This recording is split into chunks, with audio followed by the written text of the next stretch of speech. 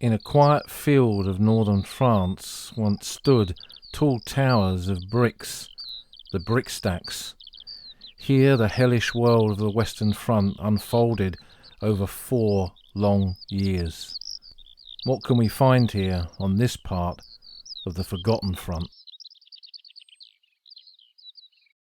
We've returned to the Forgotten Front this week, and we might ask ourselves, what is the Forgotten Front? Well, this is a bit of ground between the two great battlefields of Ypres in Flanders to the north and the ground around Arras to the Somme in the south. It's that part of the British sector of the Western Front that connects those two areas together, and it runs approximately from near to the town of Armentières on the border between France and Belgium, down through the flatlands of northern France west of Lille, going through some of the great battlefields like Neuve-Chapelle, Albers Ridge and Festubert, across the La Bassée Canal and down towards the area around Luz. And this term Forgotten Front is something that I seem to recall came from Rose Coombs. I can't remember whether she actually mentioned it in her book Before Endeavours Fade, which is that great Bible to the Western Front battlefields, but it's certainly something I remember her saying. And when I wrote a little section on my very first Great War website that I launched in 1999 when I was still living on the Somme in the old days of Microsoft Pages, which made it very easy to write and publish a website. And that website, which is also called The Old Front Line, is still online, and you'll find it by following a link which I'll put to the new Old Front Line website, the podcast website, oldfrontline.co.uk. But on that website, I did a section on the Forgotten Front, looking at some of those battlefields. And it's forgotten in that the great battles of the Somme and Arras and Messines and Passchendaele, they do, to a degree, overshadow some of the earlier events of the war. And there's a lot to see on that front from Armentières down to Luz. The geography of the ground is pretty much unchanged. There's been a bit of development here and there, but it's an area full of concrete structures, for example, both British and German, a huge number of cemeteries, some of them relating to the great battles of 1915 and some of the fighting right at the beginning of the war in October and November 1914, but most of the men buried on this front were not killed in big battles going over the top. It was minor operations or the day-to-day activities of trench warfare. And it's part of the Western Front that I've always been drawn to. So a couple of years ago I began writing another one of my walking books, which will cover this part of the battlefields, called Walking the Forgotten Front, which I should have finished last year, but will probably be finished this year and hopefully will be out towards the end of this year or the beginning of 2023. And that will look at different sectors along there, from Armentières down to Luz, and including what we're going to look at during the course of this week's walk. So this week's podcast is some of the content that will appear in this chapter of that book. So hopefully it'll whet your appetite. And we will return, as always, to these different parts of the front during the course of future podcasts as well. So where are we then? Well, we're going to start in the village of Cambrin. Then we're going to walk up to the ground around the village of Cuinchy, or Cuinchy as the British troops called it, close to the sites of the infamous Brickstacks, and we'll explain a little bit more about what they are in due course.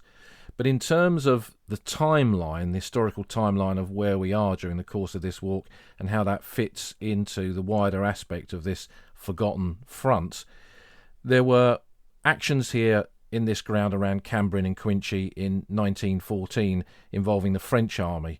In the autumn of 1914, the German army wheeled up towards northern France and into Flanders in the so-called Race to the Sea. And the ground here around the town of Bethune, which stood on the main road routes up towards the coast, stood in the path of this German advance.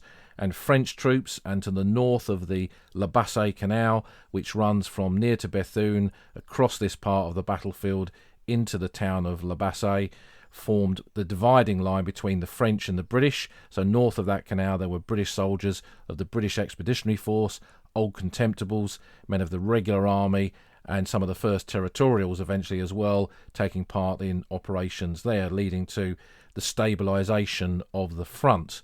With the Germans advancing no further, they began to dig in here, and then the French in this sector and the British to the north up towards Armentières and beyond Flanders began to dig in as well. And in that early period of the war, the trenches were pretty primitive. There were pre-war engineering manuals, both in the British Army and I would guess in the French Army as well, and no doubt in the German Army, that gave soldiers the instructions that they needed to dig trenches, but not quite on the scale that the Western Front very quickly began. And day after day, week after week, throughout that period of the winter of 1914-15, the whole infrastructure of the battlefield here increased. So by the spring of the following year, there was this big network of trenches across this region of northern France. In 1915, the British, faced with this stalemate, decided to go on the offensive. The German policy was a defensive one. They had failed to win the war in the West, so dug in, and their policy was to allow the Allies to attack them, the French and the British, and to a lesser degree the Belgians, and hopefully they would throw men at the German defences, which they continuously improved upon, and with heavy losses which the Germans calculated that the Allies would sustain in trying to take these positions, they might eventually sue for peace. So although Germany might not win a decisive military victory on the battlefield, it would end the war in the West and concentrate on its bigger fear, which was the Russian army in the east. But in 1915, on this front, more towards Armentières, with the first major British offensive of Neuve Chapelle, and then the fighting on the Albers Ridge and Festubert and Givenchy. That was north of the La Bassée Canal. Here, to the south, around Cambrin and Cuinchy, was the changeover of this being a French sector, where there'd been some small-scale actions in late 1914 and early 1915, to it becoming part of the British sector. And that then saw an increased number of British soldiers coming here, gradually the extension of the line down towards Loos, and then in September 1915 there was the Battle of Loos that took place just beyond these villages. The area around the Brickstacks that we'll come to later on in the walk, that was not directly fought over them, but to the south of it. An attempted advance was made there, but was thrown back with heavy losses, and further to the south, on its right flank if you like, the Hohenzollern redoubts. That area was continuously fought over during the Battle of Loos, and the failure to capture that meant that this bit of ground, near to the neighbouring village of Auchy-les-Mines, behind the German lines, that meant that this ground didn't progress any further. So following the Battle of Loos, this became a static sector. It became, in the terminology of the day, a nursery sector where units would be brought out to acclimatise to trench warfare. And these were initially some of the men from the territorial force, the territorial army, coming across as they did in great numbers in 1915. And as the early spring to summer of 1915 moved towards the autumn, more and more men from Kitchener's army, the new army, the volunteers of 1914 and early 1915, they came across as well. And they did their turn in these trenches throughout late 1915, after Loos, on into 1916. And then after that, with the Battle of the Somme being fought further down the line, units, having taken a blooding on the Somme, moved up here for a rest, in inverted commas, in this quiet sector, and you see unit after unit progressing through here as well, and that continued almost to the end of the war. In 1918, the Germans launched a whole series of offensives along the Western Front to try and break the Allied line, the French line and the British line. And on the Somme in March, they broke through there, and in April, with the Battle of the Lys, the ground to the north from here collapsed. So north of the La Bassée Canal, the Germans broke through, and the line was pushed right back almost to the outskirts of Bethune. But this ground here held, and to the south, the ground around Loos held as well. The Germans didn't attack in that direct area. So what that meant, when you look at the trench maps for this part of the battlefield, very little changes between the formation of the fronts in late 1914 and the end of the war. The final attacks in this area that pushed the German army back, and it's difficult to know whether we pushed them back or whether they really just withdrew. That took place in the autumn of 1918. So for almost 4 years, the line here was pretty much static. There was a slight movement here and there, often only tens of yards in terms of where the front lines were, But for most of the war, it was classic static trench warfare. And in that respect, it is a place that you could say is the Western Front in microcosm. And what all that meant from the point of view of the experience of the ordinary soldier is that given the huge number of units that passed through here during the war, a lot of men served on this sector. It was part of their Great War experience. It was not a battle, it was not a battlefield where they went over the top, but it was part of the line where they served. Often a place they looked back on with some degree of trepidation and remembered fear. And when we look at the vast amounts of memoirs that connect us to the Great War, we find a lot of those men having served in this sector. So there's a lot of voices of this part of the line around Cambrin, Cuinchy and the Brickstacks, from lesser-known writers like Graham Seaton Hutchison, who served here with the Machine Gun Corps in the 33rd Division, through to Robert Graves, one of the big hitters in terms of the literature of the Great War, a war poet and writer, and his classic book, Goodbye to All That, which we've mentioned a few times in previous podcasts. A big chunk of that takes place in this sector. And I remember when I read the paperback edition of that for the first time, seeing the pictures of the Cuinchy Brickstacks and wondering what the story was there. So it's an area that's always fascinated me. So we're going to begin this walk in the village of Cambrin, outside Cambrin Military Cemetery, and that's where we'll start.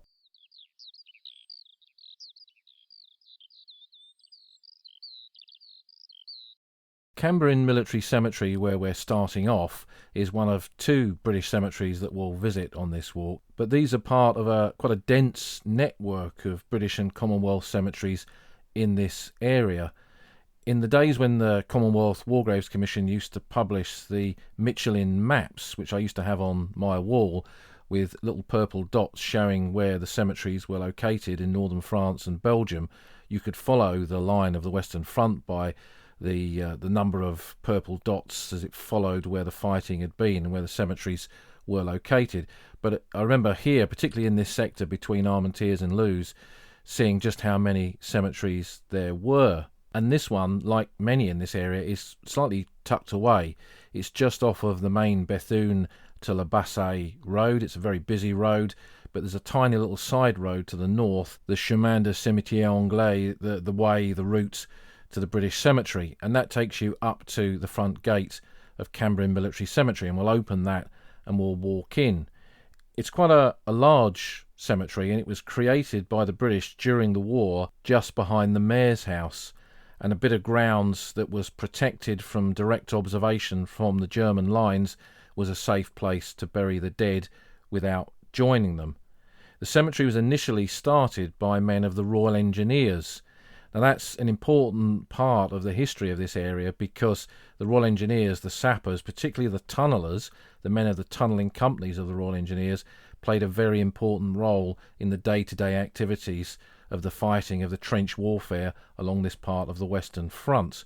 And in fact, when we look at the cemetery records for Cambrin Military Cemetery, 10% of the burials here are men from the Royal Engineers, which is probably one of the highest percentages of Royal Engineer casualties buried in what is essentially a frontline cemetery on probably almost any part of the Western Front. So it reflects the important role that the sappers had in this part of the line.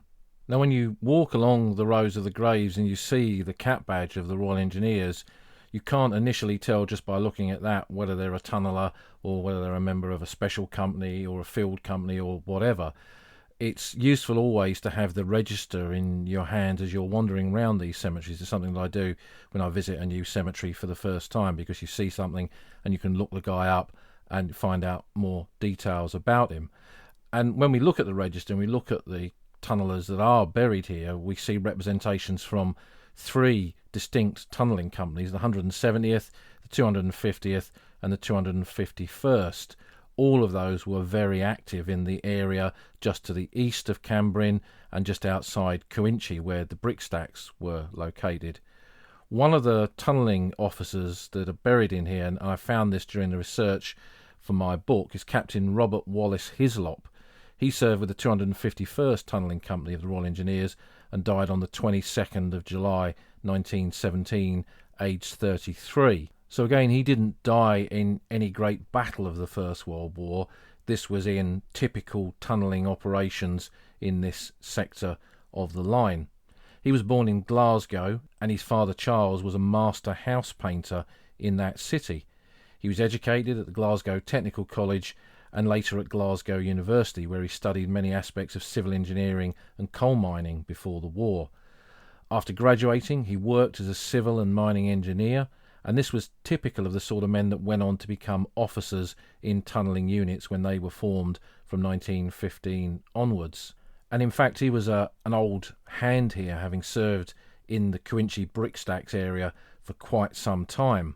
The day he died, he left the tunnelling company's headquarters, which were located in the chicory factory in Bethune, the town behind the lines, and he went up to visit the frontline positions where his sappers were working. These were held by the infantry, of course, but his sappers were in their positions beneath the battlefield. Not long after he arrived, the Germans broke into one of the mining galleries that his men were working in, and the officers who were on duty at their post there fired their revolvers at the Germans who got into their tunnels. We tend to think of the war underground just being about planting explosive, but there were occasions in which tunnellers met tunnellers, British tunnellers, Commonwealth tunnellers, facing German tunnellers, and fought each other underground, and this was one of them. His lot went down into the tunnel system to assist, but following the explosion of a German countermine, so as part of their operations to try and disrupt or destroy the British tunnelling that was going on here, they'd broken in to fight the tunnellers, but they'd also blown what were called camouflage charges that went sideways rather than upwards. So if they went upwards, they would create a crater on the surface and destroy a trench or a strong point. But if they went sideways, they would destroy, in this case, the tunnels that the British were working on.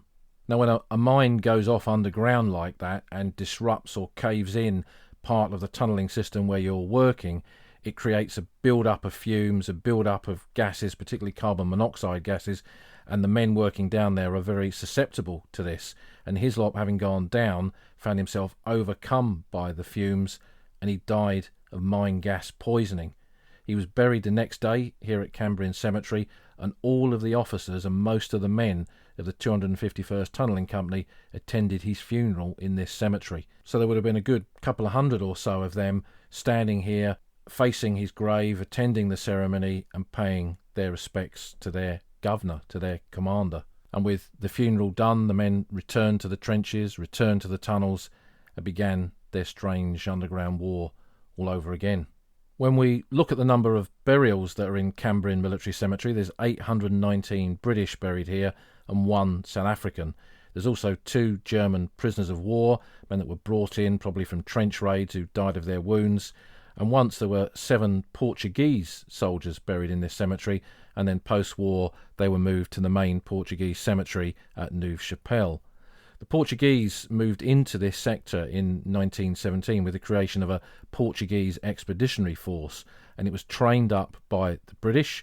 It wore Portuguese uniforms, a variation of the British steel helmet that was ribbed on the top of it, so it was quite a distinct looking helmet. And the men were equipped with British weapons so that they could be easily resupplied by the British Expeditionary Force. They served in different sectors, and they lost men by holding the line, just like any unit would do.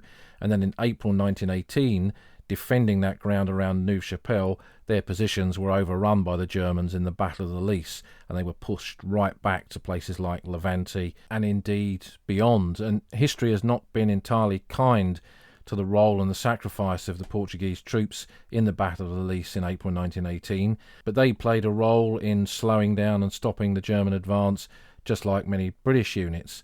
And a lot of people believe that the Portuguese kind of packed up and went home after that, but Portuguese troops were pulled back to the area behind the lines, and then they returned to the battlefield in the late summer and early autumn of 1918, and were in action on the very last day of the war, on the 11th of November 1918. So we can't underestimate and shouldn't forget the important role that the Portuguese ally had alongside us on this part of the Western Front. And post-war, when it came to commemorating the fallen Portuguese soldiers, although there are some Portuguese graves in several British cemeteries of the Great War, a large number at Boulogne Eastern on the coast, for example, A decision was made, though, to move the vast majority of Portugal's dead into one main cemetery, and the site of New Chapelle, close to their big battle there in April 1918, was the obvious location.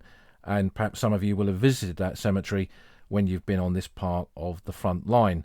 Wandering along the rows in the wider aspect of the cemetery, we see there's quite a lot of men with dates of death of the 25th of September 1915, which is the first day of the Battle of Loos.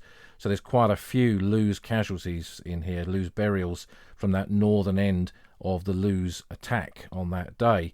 For example, there's 57 men in one area of the cemetery in Row D who were from the 1st Battalion, the King's Liverpool Regiment, who attacked just east of Cambrin on the 25th of September 1915 in the opening stage of that Loos offensive.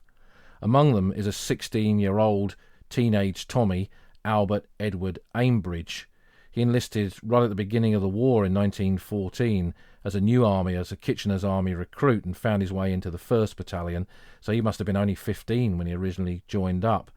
And Richard Van Emden, who's been a guest on the podcast before, has just published a new edition of his Teenage Tommy's book, and I can't recommend it enough. It really is a superb bit of work. Rich has massively updated it from his previous research, and it gives us an insight into lads like Albert Aimbridge, how a big part of the army enlistments in that early part of the war they were, and that there were thousands of these teenage Tommies serving in different units right across the Western Front.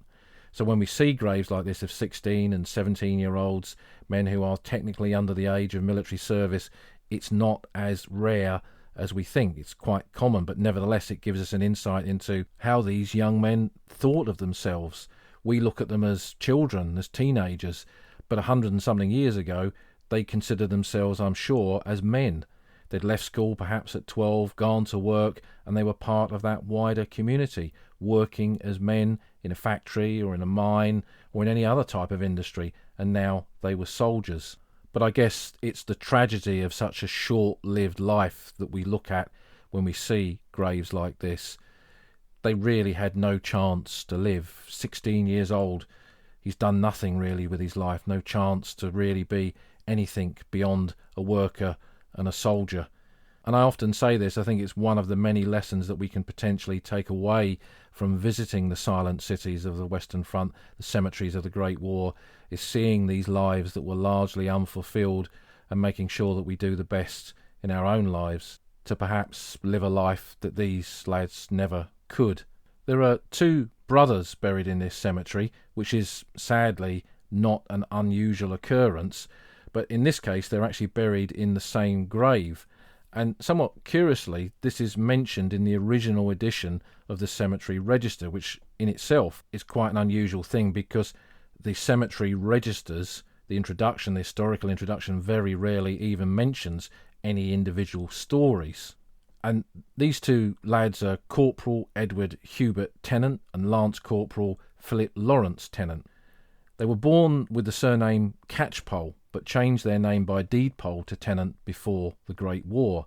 They came from Grove Park in south-east London, and Edward was educated at Cranleigh School and was an actor before the war. Possibly that's a reason why he changed his name.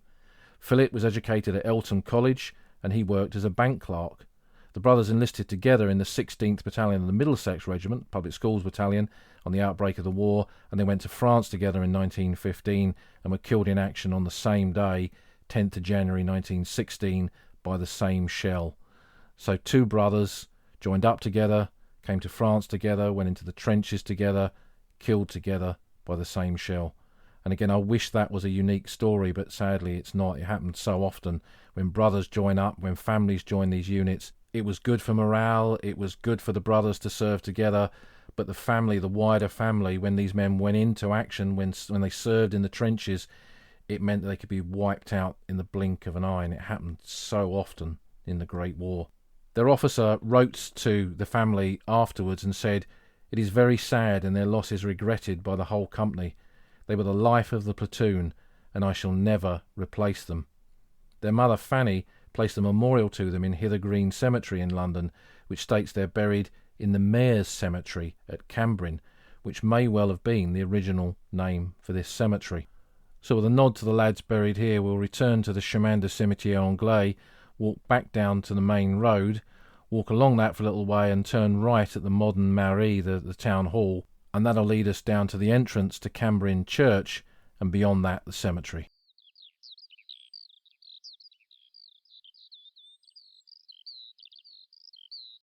Located just behind the church here in Cambrin, the Cambrin Churchyard extension, you access it through part of the modern French civil cemetery, and then you go down some steps into the Commonwealth War Graves Commission plot, and you see quite a big area of British graves, but also a plot of French soldiers.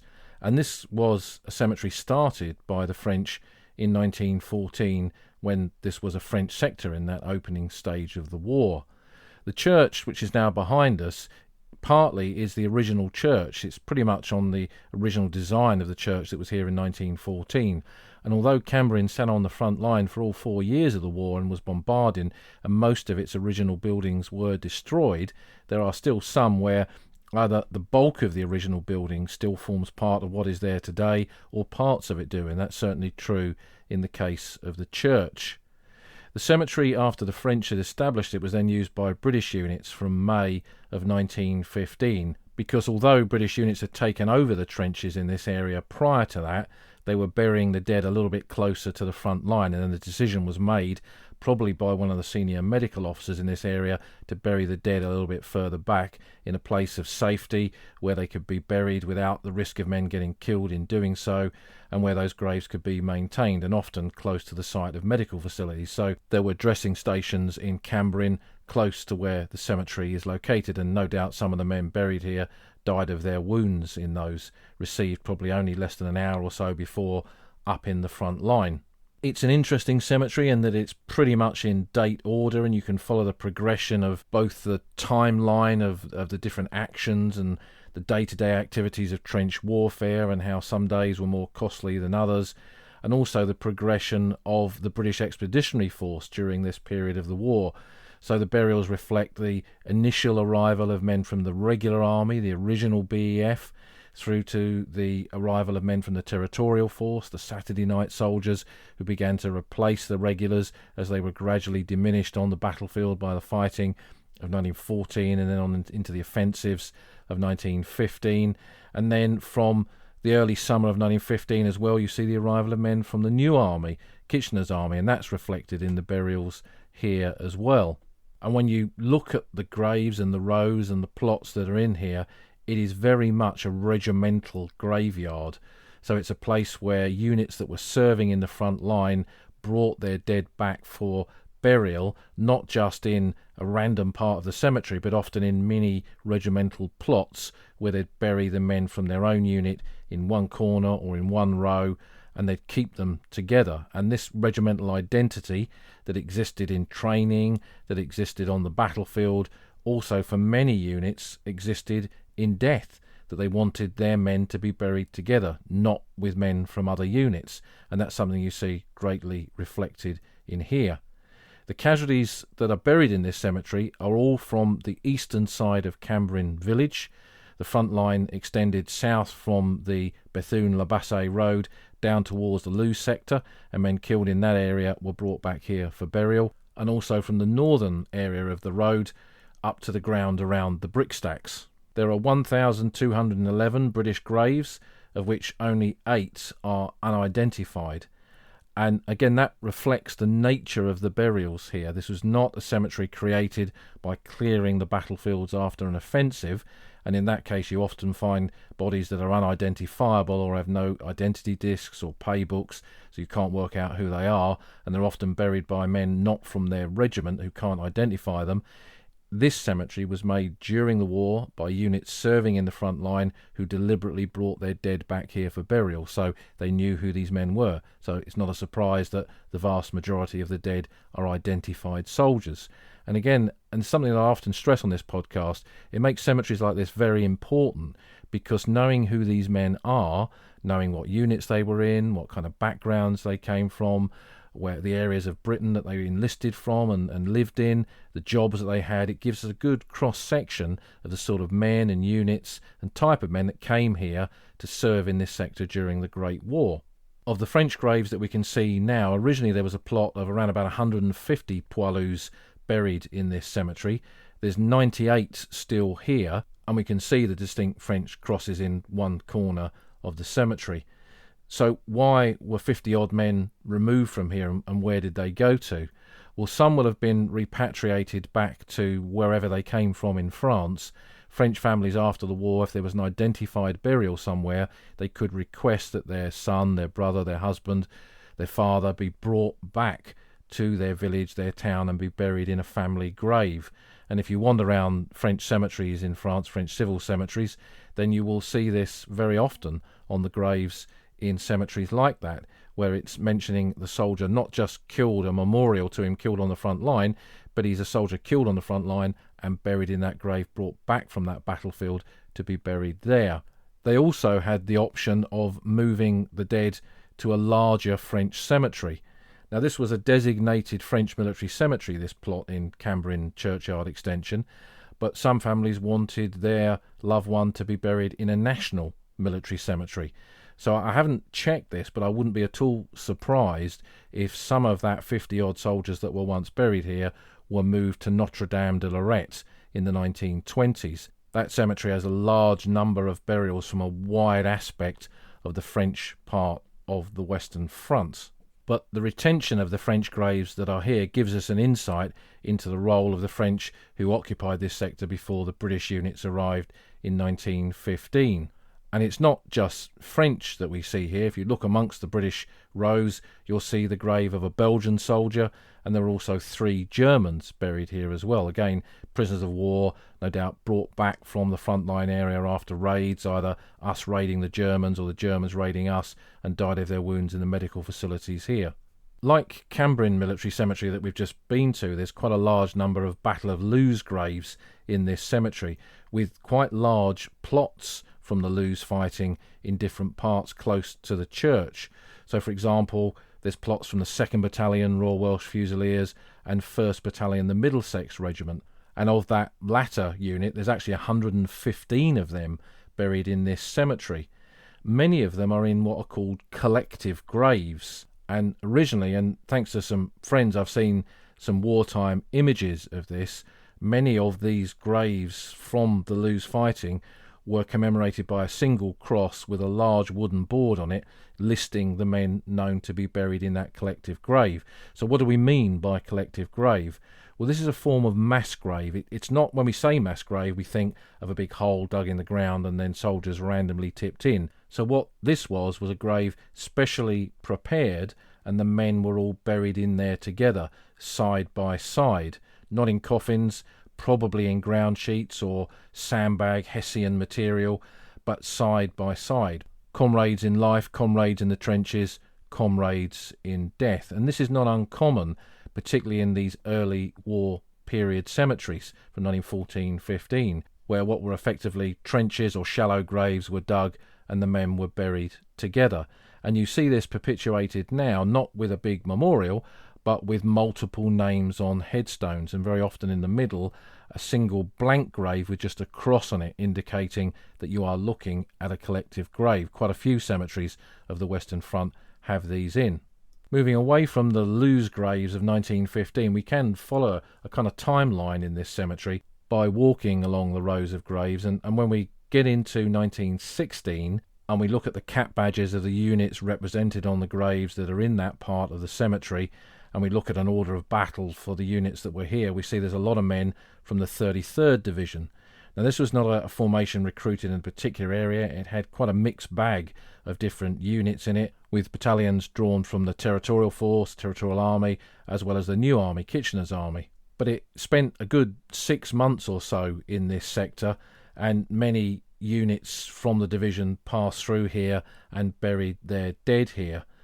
And quite a few, we mentioned accounts of the Great War, quite a few men that served in that division. Graham Seaton Hutchinson, who we mentioned earlier, Frank Richards, who wrote Old Soldiers Never Die. He was here with the Royal Welsh Fusiliers that were part of that division. And we spoke to Richard Fisher on the podcast last year, who has reprinted the history of the 33rd Battalion Machine Gun Corps, and a chunk of that relates to this part of the Western Front. So what we see, and what we'll see as we move further into this walk, is just how written about this part of the front line was. One of the battalions that served with the 33rd Division here at that time was the 16th Battalion, the Middlesex Regiment, the Public Schools Battalion. Now, we mentioned them previously with the two brothers who were buried in Cambrin Military Cemetery. It was a unit made famous on the first day of the Battle of the Somme when they went into action in the attack on the Hawthorne Crater at Beaumont Hamel.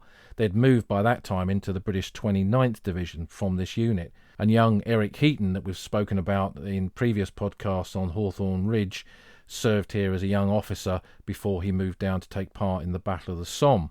Originally, the Public Schools Battalion was made up of public school boys. There were public school battalions in the Royal Fusiliers, and indeed there are men from those public school battalions in that regiment also buried in this part of the cemetery, because they were serving alongside the Middlesex in the 33rd Division in this sector at the same time. Now, all of these public school battalions were originally recruited from public school boys, men who'd gone to the great public schools and the minor public schools of Great Britain. But by 1916, by the time that the battalion was serving here for quite some months, quite a few of those men had gone on to take up commissions as officers. And you might ask yourself, why didn't they do that in the very beginning? But there seems to have been a little bit of a trend to join the army as an ordinary soldier if you'd gone to public school. And also I think there was probably a practical consideration, is that the army could not cope with that many men applying for a commission in one go. So their only route into the army was to join as ordinary soldiers, and that led to the creation of these public school battalions. But here, if we walk along the rows of graves and see the men from the 16th Middlesex, we get an insight into the type of men that joined this battalion from this public school background. So, for example, Private Henry Rieu was killed with the 16th Middlesex here on the 30th of January 1916, aged 38. His father was Dr. Charles Rieu, who was a Persian expert at the British Museum. He was educated at Dulwich College and later Cambridge, and Henry before the war had taught for 11 years as a teacher at the Merchant Taylors' School. So that is typical of the sort of men that step forward, and rather than seek commissions as officers, they chose instead to serve in the ranks. And there's no doubt that Henry Rieu, if he'd have survived his encounter with this part of the line and survived the coming Battle of the Somme, then he probably would have been an officer by the end of the war. After well over half a year in this part of the line, the 33rd Division pulled out and marched south to take part in the Battle of the Somme. It would go on to take part in the fighting at High Wood, for example. Replacing them in this sector was the 39th Division. Now, this was another new army division. It had been formed by men from a lot of different regiments. There was an entire brigade, 116th Brigade, that included the 11th, 12th and 13th Royal Sussex Regiment, the South Downs Battalions, and the 14th Battalion of the Hampshire Regiment, the Portsmouth Pals. But there was also men from the Sherwood Foresters, from the King's Royal Rifle Corps, and from the Middlesex Regiment, for example. So it had quite a broad range of different units and men from different backgrounds. But the mention of the 11th, 12th and 13th Royal Sussex Regiment, well, that's from my part of the world where I originally came from in Sussex, and 3 battalions, the South Downs battalions, that have long interested me. And I came to this cemetery for the first time in the 80s to visit the graves of a number of South Downs soldiers who were buried here, including the grave of Sid Creasy. Now, he was SD 47, so his regimental number was 47. He was one of the very first men to enlist in the South Downs battalions in September of 1914. He was killed here by a sniper, aged 21, on the 3rd of June 1916.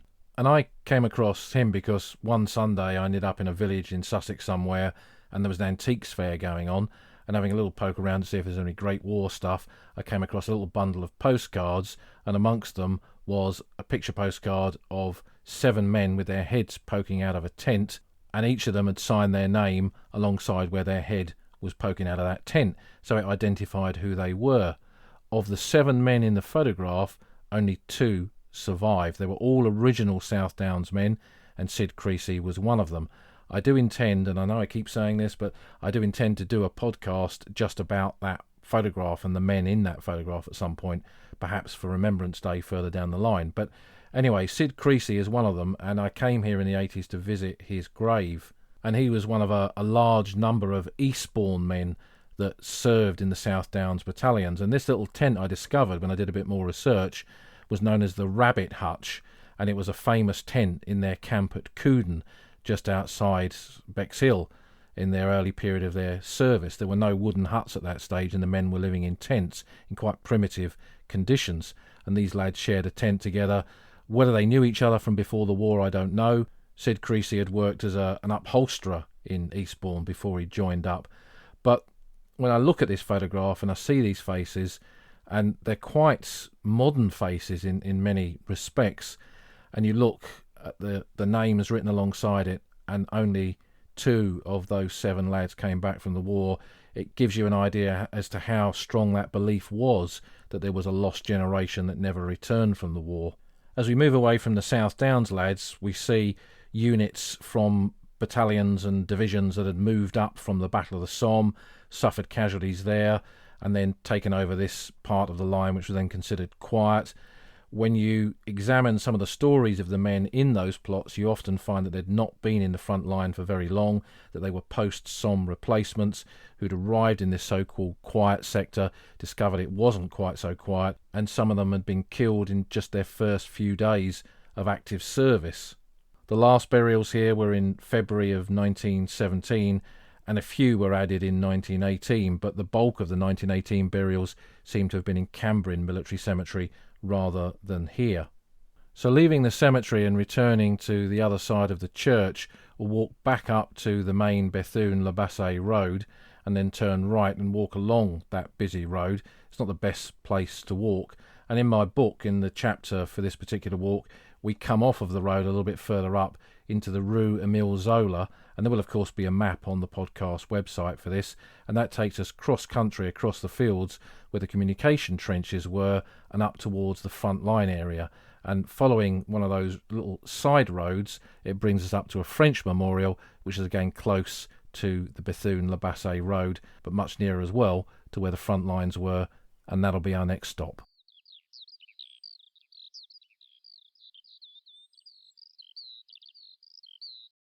When we visit what we consider to be British parts of the Western Front, it's easy to forget or overlook the French contribution and the French sacrifice in those areas.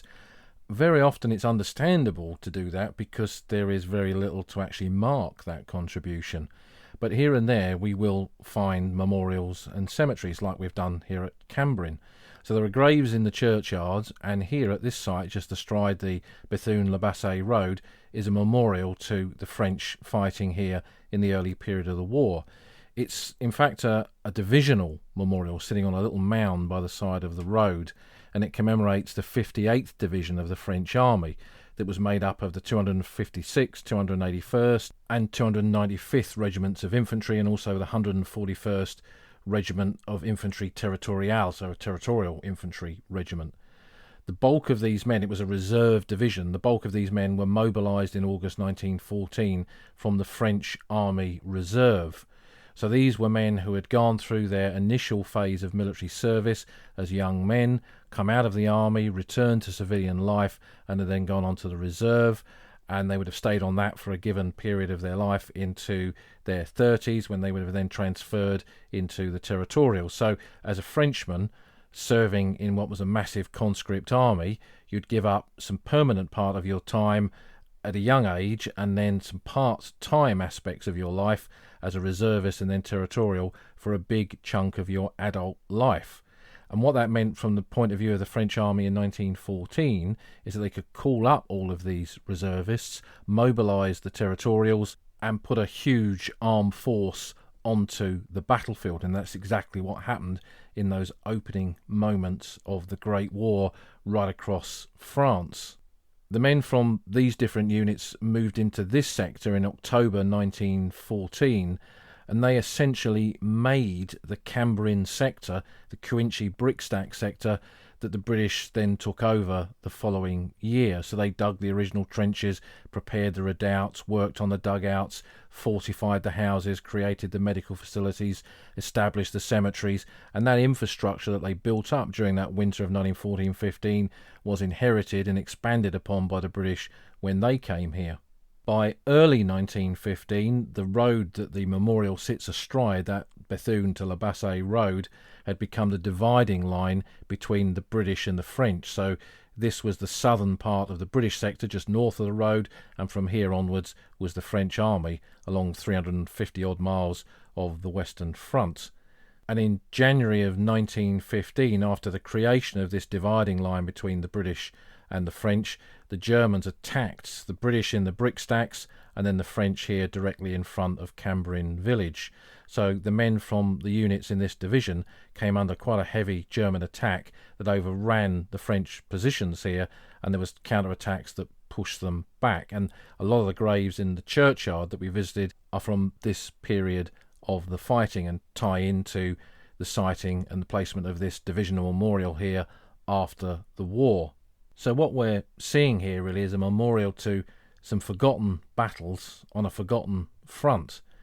The British involvement in some of these areas is not that well known. The French participation in it is even less known, although within France, as we've seen in recent years, not just during the centenary but even after the centenary, there is this growth of interest in the role of the French army, and there are quite a few English speakers on social media platforms like Twitter, Dave O'Mara and James Taub, for example, who are promoting an interest in English-speaking people in the role of the French army in the Great War, and that can only be a good thing. So from the memorial, we'll cross over the main road and take a minor road opposite that comes up to a bend where there's a little side track going off along the edge of a fenced-off area where there's some trees. And behind that fence where the trees are, there was a big power station in there that was demolished in the late 80s, early 90s, thereabouts. But this little junction, this bend in the road here, we're pretty much on the front line area where the brickstacks were located in this field directly in front of us. And what were these brickstacks that we keep referring to? Well, they were literally just that, piles of bricks. There was a brick factory where the later power station was located that created bricks for the building industry in this part of northern France. And when the bricks were made, they were put in these great piles awaiting delivery. The war broke out in August 1914. All of that came to an end, and there were these massive brick stacks sitting there in the fields that were never, ever delivered. And when the two armies met here, the French and the Germans, in 1914, this was the point in which they stopped, and the brick stacks were roughly split, half between the German positions and half between the French. They were big, tall towers, tens of metres tall, that gave a dominance over what was essentially quite a flat landscape, and both sides utilised them to try and dominate each other's positions in this part of the battlefield. And what you see as a development of that, an offshoot of that really, is the creation of some of the deepest trenches on the Western Front.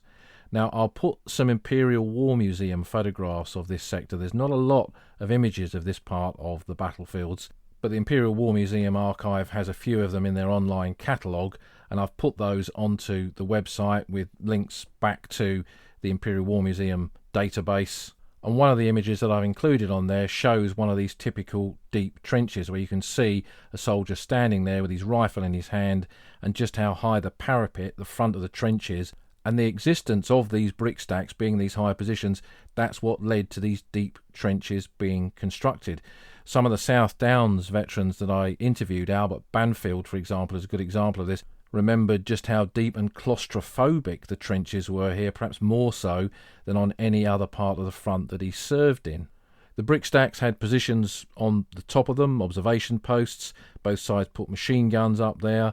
Both sides tunnelled into the brick stacks to create little chambers and rooms and observation posts at different points. There were steps put up the back of the brick stacks to enable access to the top.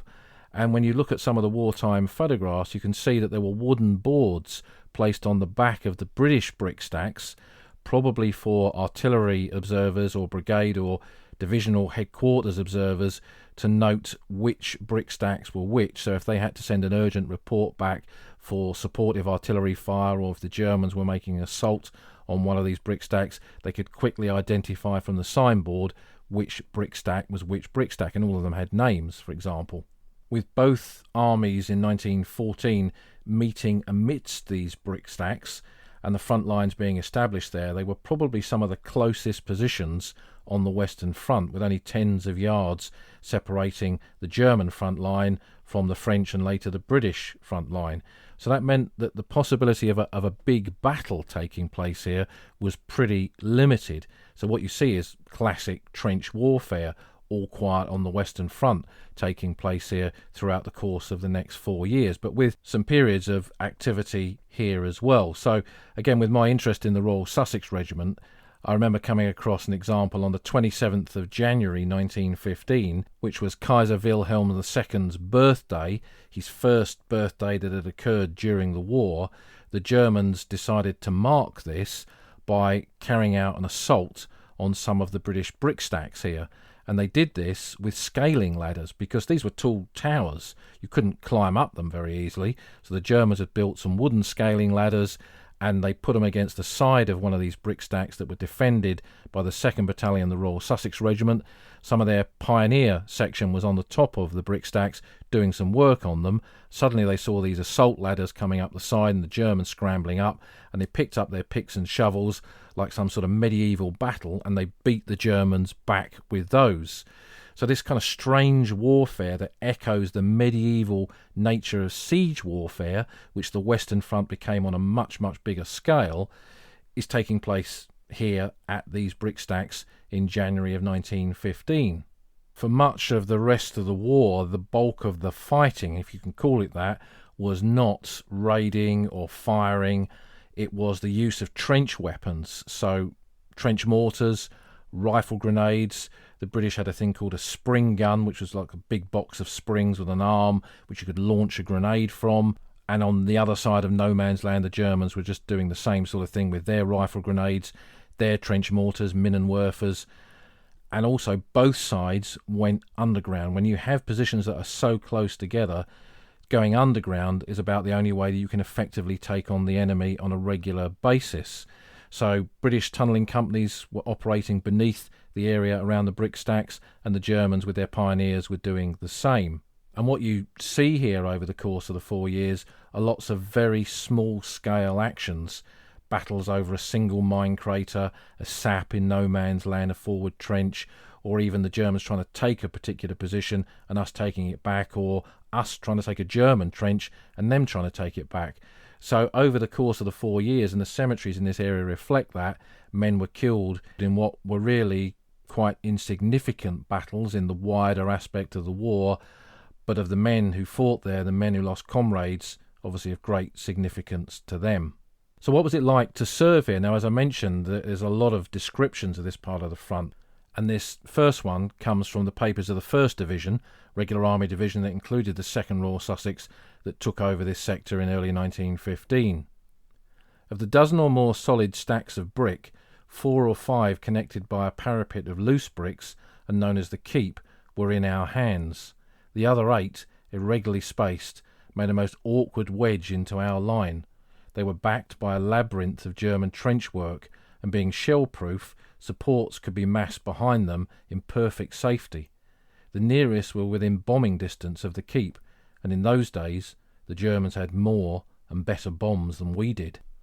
Author Robert Graves, who came here with the 2nd Battalion, the Welsh Regiment, arrived on this part of the front in May of 1915, so about 5 months after the Sussex were here.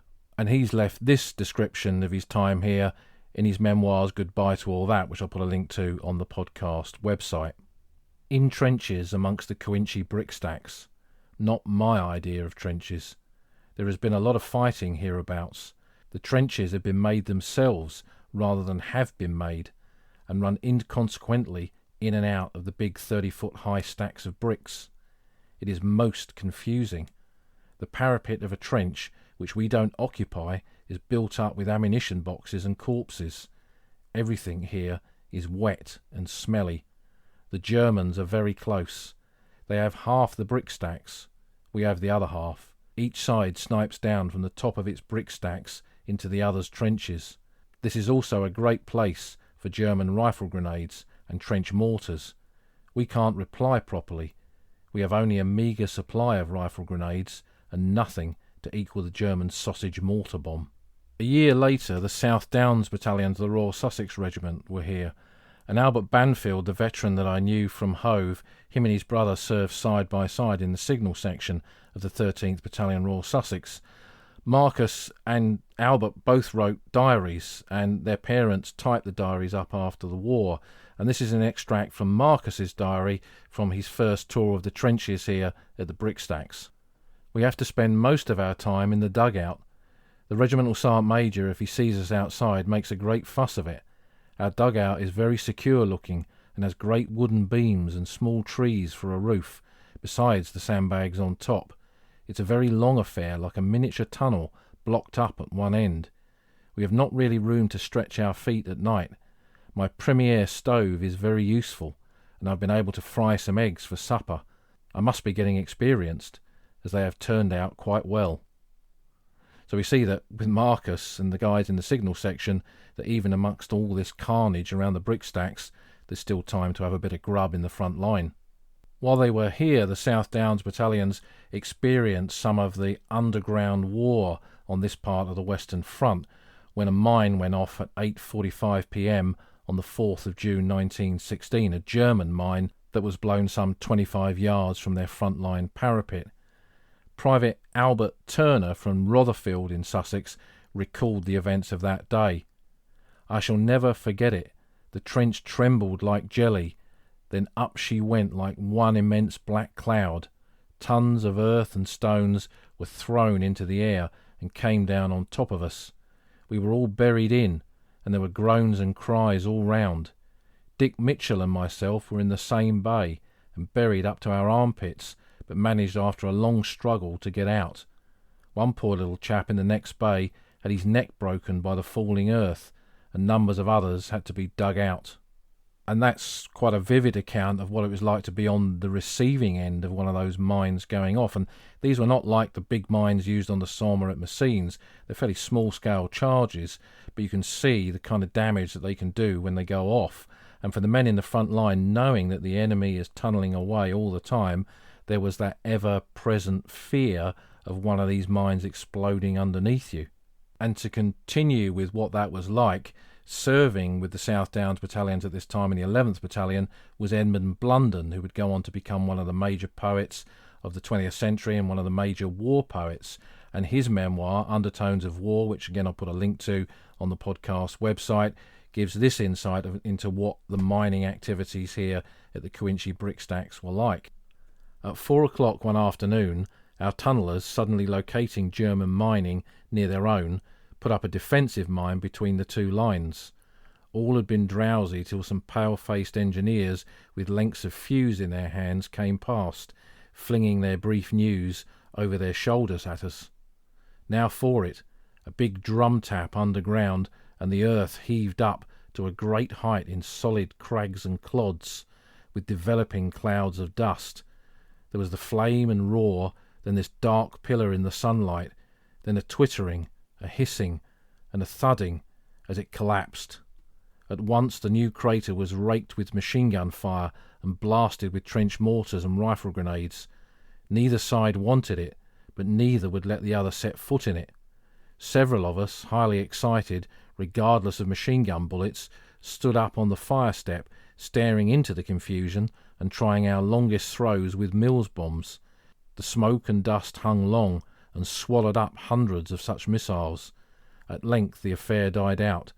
Dixies of tea went round at the usual hour and easily became more important than the blowing of a mine. And I could go through memoir after memoir talking about what it was like to serve here, but hopefully that gives you a bit of an insight into what this part of the Western Front, the Cuinchy Brickstacks, was like.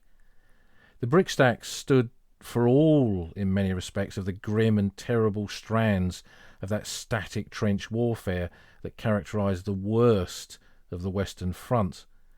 With the enemy so close, constant bombardment, snipers, machine guns, the ever possibility of the ground erupting with one of these huge mines. I mean, how exposed would you have felt, not just being posted to one of the top of the huge brick stacks, but being in the trenches themselves? Even there, death could arrive at any second. This might have been a place that many who served here would have chosen to forget. Today, little remains, when we stand on the edge of this field, little remains of that dark world of the Brickstacks, except perhaps at that time of year when the soil is turned and there amongst the plough are the tiny fragments of old brick from more than a century ago.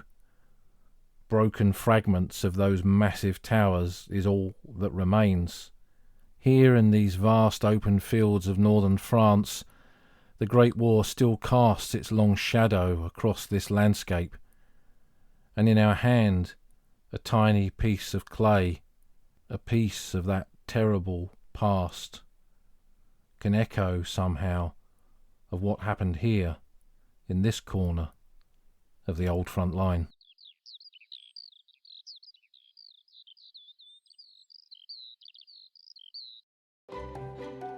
You've been listening to an episode of The Old Front Line with me, military historian Paul Reed. You can follow me on Twitter at Somcor. You can follow the podcast at Old Frontline Pod. Check out the website at oldfrontline.co.uk, where you'll find lots of podcast extras and photographs and links to books that are mentioned in the podcast. And if you feel like supporting us, you can go to our Patreon page, patreon.com/oldfrontline, or support us on Buy Me a Coffee at buymeacoffee.com/oldfrontline. Links to all of these are on our website. Thanks for listening, and we'll see you again soon.